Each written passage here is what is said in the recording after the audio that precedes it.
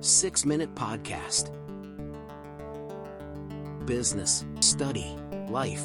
All right, everyone. Welcome back for another deep dive. Yeah, great to be here. You know, today we're talking about something that maybe doesn't sound that exciting at first. Right. Farming. Yeah, it doesn't exactly scream cutting-edge tech, you know? Exactly. But the thing is, like, it's how we all eat. It is literally the basis of all of our...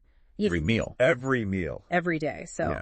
It's kind of important. And we found this really interesting source called 6 Key Responsibilities of Farmers. Oh, yeah. And we're going to kind of deep dive into that today and see what the future of farming might hold. Yeah, absolutely. It's fascinating stuff. And I think the average person, you know, they see a farmer and they think, oh. Yeah, they just plant some seeds. Yeah, they plant some seeds and then food magically appears. And then boom, salad. Exactly. But this source makes it really clear that it's so much more than that. I mean, we're talking about managing livestock. They have to be experts in complex machinery. Yeah. And they've even got to be like record-keeping pros. Oh yeah, the amount of data and tracking that goes into modern farming is really incredible. And what got me thinking was like, what happens if there are fewer people? Right. Who are willing or able to take on all of this stuff?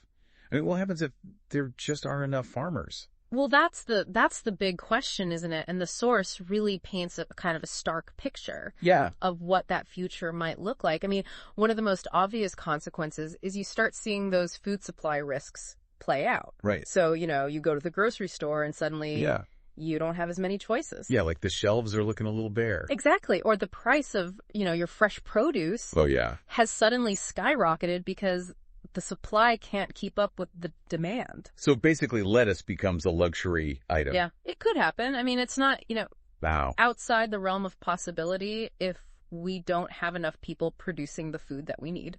That's kind of scary. And it's not just about the quantity of food, right? The source also talked about this idea of like a loss of biodiversity. Yes. And I'm like, what does that even mean? Like, why should we care? So biodiversity basically means having a wide variety of different crops and livestock. Okay. And the problem is that if you only have one type of, let's say, corn, for example, and a disease hits that disease could wipe out your entire crop. Because it's all the same. And that's kind of what happens with monoculture, which is this practice of just planting massive fields of the same thing. It's efficient, but it makes us really vulnerable. Right, like all our eggs in one basket. Exactly. And we're not just talking about, you know, modern industrial farming either.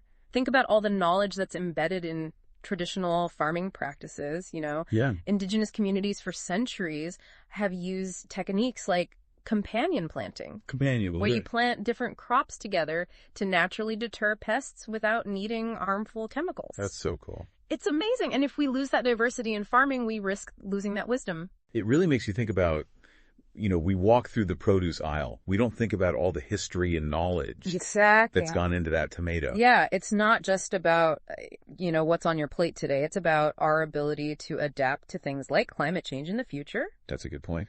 You know, biodiversity is like an insurance policy for our food system. So we've got potential food shortages. We've got, you know, less variety, and we could lose all of this incredible knowledge. Yeah. The source also mentioned this idea of consolidation of farms. Right. You mentioned power imbalances. So, I mean, what would that actually look like for people, you know, like me going to the grocery store? Well, think about it this way. What happens if a handful of large corporations control most of the food production? Okay. They get to decide what gets grown, how it's grown, and ultimately how much you pay for it. Right.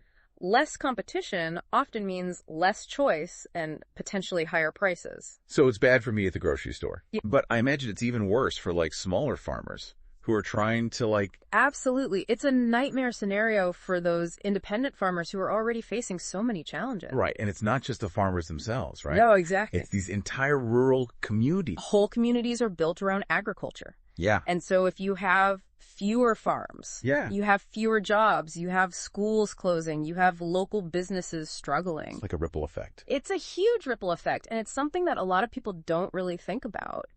It really is. It's like a hidden world almost.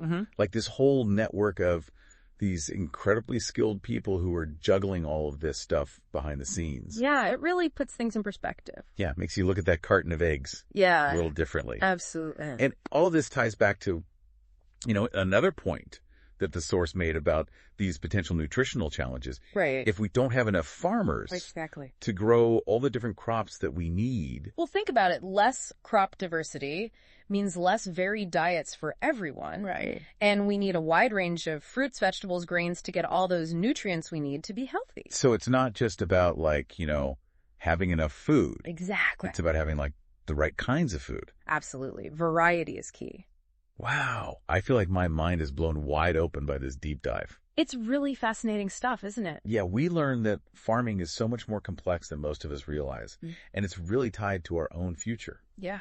It's not just about what we eat. It's about biodiversity. Yeah. It's about economic fairness, and it's about preserving all this incredible knowledge for future generations. So stuff. here's something I want you to think about, okay? All right.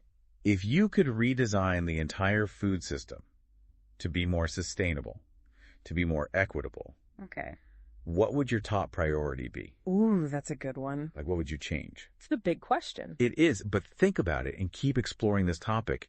It matters more than you think. It really does. Thanks for joining us for this deep dive. 6-Minute Podcast.